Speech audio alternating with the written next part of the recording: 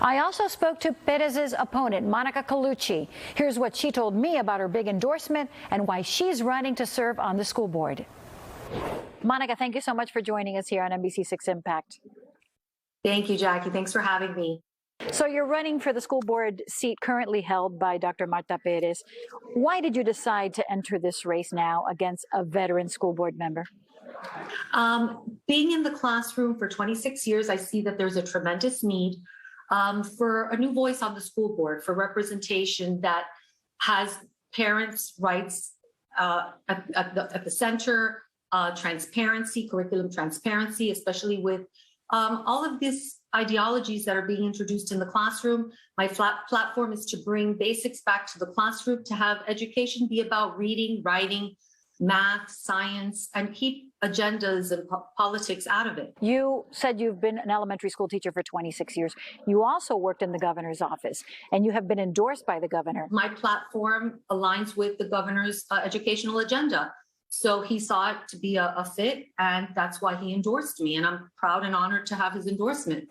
What changes do you believe need to be made on the school board now?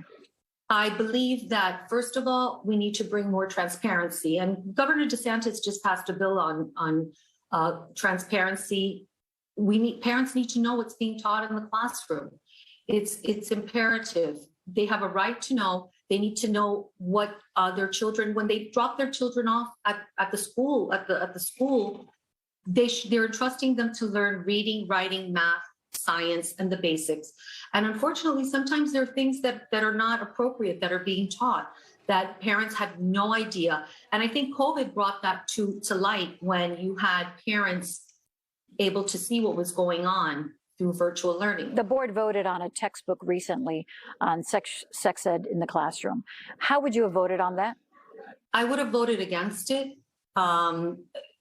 just because I don't feel that it was appropriate, especially it didn't represent a lot of the values of the community. Every community has different values. Every household teaches their child their faith, their values, and then to have a curriculum in place in the school that doesn't go with it is just not acceptable. You have said that you have seen the impact of liberal policies and their impact on our schools. How so? Over the years, you just see that there's more and more indoctrination, not education. How so? That's what I've seen. Yes. How so? Well, you've had throughout the state, and it's been brought to the governor's attention as well. You have examples of critical race theory being taught. You have teachers bringing in articles into the classroom, supplementary articles, even though it's saying that it's not being taught.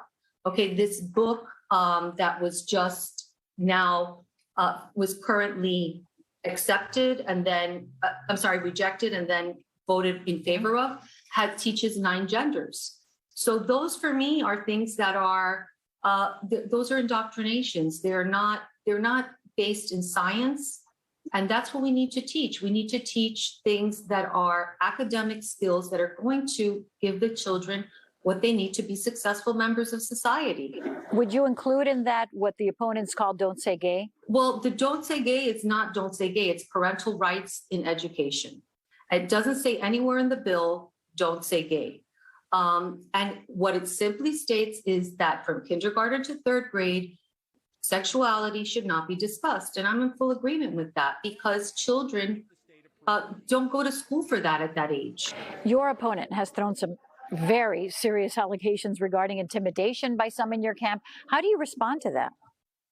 I say that they are completely false. They seem to me to be desperation tactics, and they are not true. They're not true. I've never intimidated anyone in my life. And I've not started now, nor will I ever, because that goes against every form of common decency that I hold dear to myself. What is your relationship with the lieutenant governor? Because she says because you're friends that you're running against her. Quite frankly, to say that I'm running against her because I'm friends with the lieutenant governor is completely false.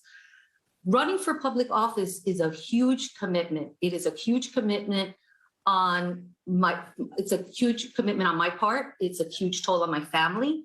And to say that because I'm someone's friend, I'm doing something just does not make sense. If you were to win this seat, what do you think are some of the priorities right away that you would want to help tackle? Teacher salaries and school security. That is something that has to be addressed. Teachers are the most valuable source, and police are the most valuable part of school safety and teaching our future, and they have to be compensated properly and accordingly. What would you want the people of Miami-Dade County to know about you? I have the best interests of children, parents, and teachers at heart. Being a teacher, I know the struggles that teachers face every day.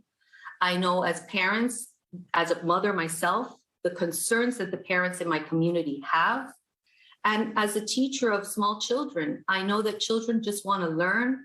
They want to get what they need to be successful. And that's what we have to provide them with. Well, good luck to you. We wish you the best. Thank you so much for your time. I appreciate it.